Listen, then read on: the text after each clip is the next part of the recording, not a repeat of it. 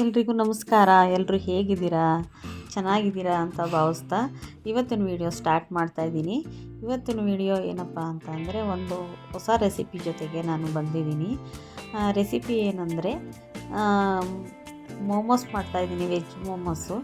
ಅದನ್ನು ನಿಮ್ಮ ಹತ್ರ ಶೇರ್ ಮಾಡ್ಕೊಳ್ಳೋಣ ಅಂತ ಇವತ್ತು. ಇಲ್ಲಿ ಒಂದು 2 ಸ್ಪೂನ್ ಆಯಿಲ್ ಹಾಕ್ಕೊಂಡು ಶುಂಠಿ ಬೆಳ್ಳುಳ್ಳಿ ಹೆಚ್ಕೊಂಡಿರೋದು ಹಾಕೊತಾ ಇದ್ದೀನಿ. ಅದನ್ನು ಸ್ವಲ್ಪ ಫ್ರೈ ಮಾಡಬೇಕು. ಅದು ಶುಂಠಿ ಆಪ್ಷನಲ್ಲು, ಬೆಳ್ಳುಳ್ಳಿ ಹಾಕೋಬೇಕು. ಆಪ್ಷನಲ್ ನೀವು ಹಾಕ್ಕೊಂಡ್ರೆ ಹಾಕೋಬೋದು, ಇಲ್ಲಾಂದರೆ ಇಲ್ಲ. ನಾವು ಬರೀ ಬೆಳ್ಳುಳ್ಳಿನೇ ಹಾಕ್ಬೋದು.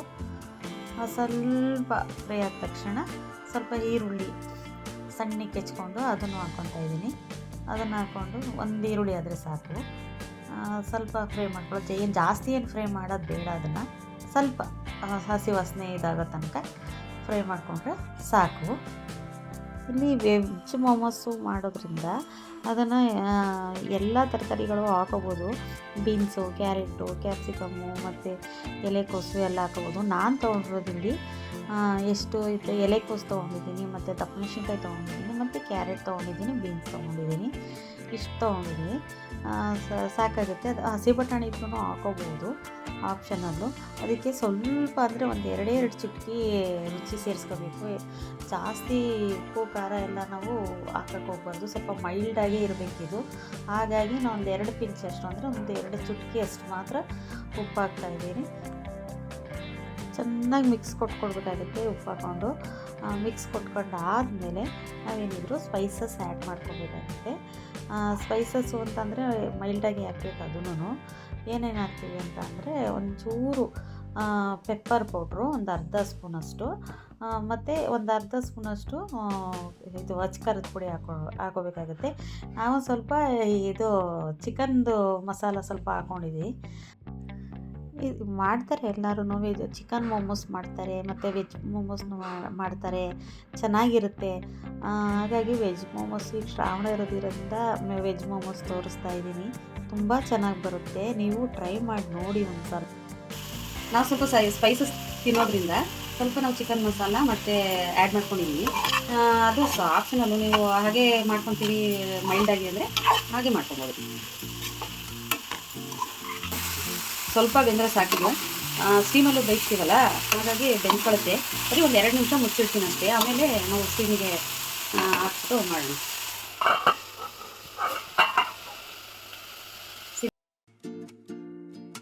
2 ಮಿನಿಟ್ಸ್ ಆಗಿದೆ ಇವಾಗ, ಸಾಕು. ಇಷ್ಟು ಕುಕ್ ಆಗಿರೋದು, ಜಾಸ್ತಿ ಕುಕ್ ಮಾಡೋದು ಬೇಡ. ನೋಡಿ, ಇಲ್ಲಿ ಆಲ್ರೆಡಿ ಕಲಸಿ ಇಟ್ಕೊಂಡಿದ್ದೀನಿ ಮೈದಾ ಹಿಟ್ಟು ನೀಟಾಗಿ. ಒಂದು ಅರ್ಧ ಗಂಟೆ ಮುಂಚೆನೇ ಕಲಸಿ ಇಟ್ಕೊಂಡಿದ್ದೆ, ಸ್ವಲ್ಪ ಇದಾಗಲಿ ಅಂತ, ತನಿ ಬರಲಿ ಅಂತ. ಸಾಕು, ಈಗ ನೆಂದಿದೆ. ಈಗ ನಾನು ಅದನ್ನು ರೆಡಿ ಮಾಡ್ಕೊತೀನಿ. ಚಪಾತಿ ಇದ್ರ ಥರ ಮೋಮೋಸ್ಗೆ ಒಂದು ಇಷ್ಟಪ್ಪ ನಾವು ಮೋದಕ ಹೆಂಗೆ ಮಾಡ್ತೀವಿ ಸೇಮ್ ಪ್ರೋಸೆಸ್ಸೇ. ಇಷ್ಟಪ್ಪ ಹಿಟ್ಟು ತೊಗೊಂಡ್ರೆ ಸಾಕು ನೋಡಿ. ಈಗ ಒಂದು ಮಾಡಿ ಇಟ್ಟಿದ್ದೀನಿ ಆಲ್ರೆಡಿ, ಇನ್ನೊಂದು ಮಾಡ್ತಾಯಿದ್ದೀನಿ. ನೀವು ಯಾವ ಥರ ಬೇಕಾದರೂ ಶೇಪಲ್ಲಿ ಹಿಟ್ಟು ಮಾಡ್ಕೊಬೋದು. ಈ ಸಮೋಸ ಮಾಡ್ತಾರಲ್ಲ ಆ ಶೇಪಲ್ಲಿ ಬೇಕಾದರೂ ಮಾಡ್ಕೊಬೋದು, ಮತ್ತು ಕಜ್ಜಿಕಾಯಿ ಮಾಡ್ಕೊತಾರಲ್ಲ ಆ ಶೇಪಲ್ಲಿ ಬೇಕಾದರೂ ಮಾಡ್ಕೊಬೋದು, ಮತ್ತು ಈ ಮೋದಕ ಮಾಡ್ತಾರಲ್ಲ ಆ ಶೇಪಲ್ಲಿ ಬೇಕಾದರೂ ಮಾಡ್ಕೊಬೋದು. ನಿಮ್ಗೆ ಯಾವ್ದು ಇಷ್ಟ ಆಗುತ್ತೆ, ಯಾವ ಥರ ಇಷ್ಟ ಆಗುತ್ತೆ ಆ ಥರ ಮಾಡ್ಕೊಳ್ಳಿ. ಇದಕ್ಕೆ ಸಿಂಪಲ್ಲು ಈ ಥರ ಹೆಂಗೆ ಮಾಡಿಸ್ಕೊಂಡು ಹೋಗೋದಷ್ಟೇ. ಹಿಂಗೆ ಮಾಡಿಕೊಂಡು ಜಾಸ್ತಿ ಏನು ಬರುತ್ತೆ ಅದನ್ನು ತೆಗೆದುಕೊಂಡು ಹಿಂಗೆ ಮಾಡಿಬಿಟ್ಟು ನೀಟಾಗಿ ಪ್ರೆಸ್ ಮಾಡಿಬಿಟ್ಟು ಆಮೇಲೆ ಅದು ಬಿಚ್ಕೊಳ್ದಂಗೆ, ಸ್ಟೀಮಲ್ಲಿ ಬಿಚ್ಕೊಳ್ದಂಗೆ ಈ ಥರ ಮಾಡ್ಕೊಳ್ಳಿ. ಚೆನ್ನಾಗಿ ರೆಡಿ ಮಾಡಿ ಇಟ್ಕೊಂಡಿದ್ದೀನಿ ನೋಡಿ. ಇಲ್ಲಿ ಈ ಥರ ಮಡಚಿಟ್ಕೊಂಡ್ರೆ ಸಾಕು. ಈ ಥರ ಫಿಲ್ ಮಾಡಿ ಇಟ್ಕೊಂಡ್ರೆ ಸಾಕು. ಈಗ ಇದನ್ನು ಒಂದೊಂದಾಗಿ ಇಡ್ಲಿ ಪಾತ್ರೆಗೆ ಹಾಕೊಳ್ಳೋಣ. ಸ್ವಲ್ಪ ಇಡ್ಲಿ ಪಾತ್ರೆಗೆ ಆಯಿಲ್ ಹಚ್ಕೊಳ್ಳಿ, ಇಲ್ಲಾಂದರೆ ಅಂಟು ಬಿಡುತ್ತೆ. ಒಂದು 20 ನಿಮಿಷ ಬೇಯಿಸಿದ್ರೆ ಸಾಕು ಇದನ್ನು ಸ್ಟೀಮಲ್ಲಿ. ಈ ಥರ ಮಾಡಿಕೊಂಡು ಇದನ್ನು ತೆಗೆದು ಇಡ್ಲಿ ಪಾತ್ರೆಗೆ ಇಡ್ತಾ ಇದ್ದೀನಿ.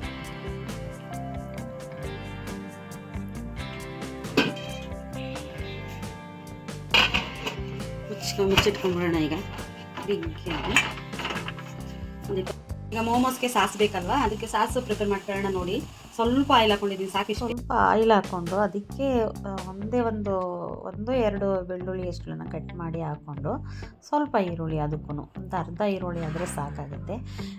ಹಾಗಾಗಿ ಅದನ್ನು ನಾನಿಲ್ಲಿ ಒಬ್ಬರಿಗೆ ಅಥವಾ ಇಬ್ಬರಿಗೆ ಅಷ್ಟಾಗೋಷ್ಟು ಮಾಡ್ತಿರೋದು. ಸ್ವಲ್ಪ ಬಾಡಿಸ್ಕೊಂಡ್ರೆ ಸಾಕು. ಈಗ ಸ್ವಲ್ಪ ಅಚ್ಚಕಾರದ ಪುಡಿ ಹಾಕೊಳ್ಳೋಣ. ಒಂದು ಅರ್ಧ ಸ್ಪೂನಷ್ಟು ಹಾಕೊಳ್ಳೋಣ. ಸ್ವಲ್ಪ ಸೀದೋಗ್ಬಿಡುತ್ತೆ. ಇದು ಸ್ವಲ್ಪ ಫ್ರೈ ಮಾಡ್ಕೊಂಡ್ರೆ ಸಾಕಿದು. ಈಗ ಟೊಮೊಟೊ ಸಾಸ್ ಹಾಕೊತಾ ಇದ್ದೀನಿ. ಅದು ನನ್ನ ಹತ್ರ ಇತ್ತು. ಟೊಮೊಟೊ ಸಾಸ್ ಮಾಮೂಲಿ ರೆಡಿಮೇಡ್ ಸಿಗುತ್ತಲ್ಲ, ಅದನ್ನೇ ಹಾಕೊತಾ ಇರೋದು.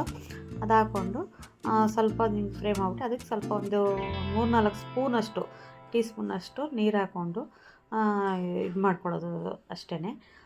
ಇಲ್ಲಿ ಒಂದು ಚಿಟಿಕೆಯಷ್ಟು ರುಚಿ ಸೇರಿಸ್ಕೊಳ್ಳೋಣ. ಈಗ ರೆಡಿ ಆಗಿದೆ. ಈಗ ಸಾಸು ಸಾಕಿಷ್ಟು ಇದ್ದೀನಿ. 20 ಮಿನಿಟ್ಸ್ ಆಗಿದೆ. ಈಗ ನೋಡ್ತಾ ಇರ್ಬೋದು, ತುಂಬ ಚೆನ್ನಾಗಿ ಬಂದಿದೆ, ಚೆನ್ನಾಗಿ ಕಾಣಿಸ್ತಾ ಇದೆ.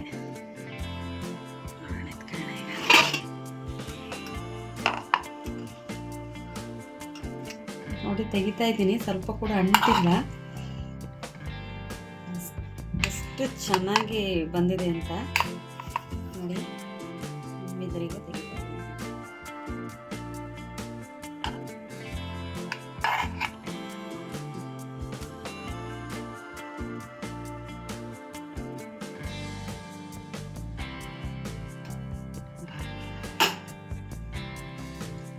ತುಂಬ ಚೆನ್ನಾಗಿ ಕಾಣಿಸ್ತೈತೆ, ನೋಡ್ತಾ ಇರ್ಬೋದು. ಇವಾಗ ಚೆನ್ನಾಗೂ ಕೂಡ ಬಂದಿದೆ.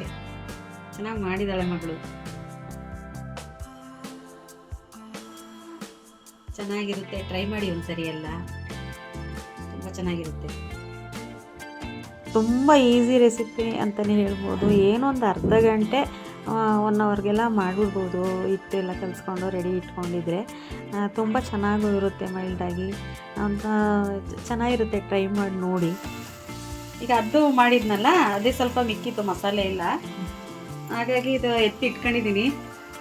ಎತ್ತಿಟ್ಕೊಂಡು ಫ್ರೈಡ್ ಮಾಡಿ ತೋರಿಸೋಣ ಅಂತ ಅಂದ್ಬಿಟ್ಟು ನೋಡಿ. ಈಗ ಸೇಮ್ ಅದೇ ಥರ ಎಲ್ಲ ಫೋಲ್ಡ್ ಮಾಡಿ ಇಟ್ಕೊಂಡು ಫ್ರೈಡ್ ಮಾಡ್ತಾಯಿದ್ದೀನಿ. ಅದು ಚೆನ್ನಾಗಿ ಬರ್ತಿದೆ. ಅದು ತಿಂದು ನೋಡಿದ್ವಿ, ತುಂಬ ಚೆನ್ನಾಗಿತ್ತು. ಲತಾ, ಹೆಂಗಿತ್ತು ಲತಾ? ಸೂಪರ್ ಆಗಿದೆ ಮಾತ್ರ, ಚೆನ್ನಾಗಿ ಸ್ಪೈಸಿಯಾಗಿ. ಸೂಪರ್ ಆಗಿದೆ, ಚೆನ್ನಾಗಿದ್ಯಾ? ತುಂಬಾ ಚೆನ್ನಾಗಿದೆ. ಸ್ನೇಹ ಮಾಡಿರೋದು ತುಂಬಾ ಚೆನ್ನಾಗಿದೆ. ಮನೆ ಫಸ್ಟ್ ಟ್ರೈ ಚೆನ್ನಾಗಿದ್ಯಾ? ಇರ್ಬೋದು.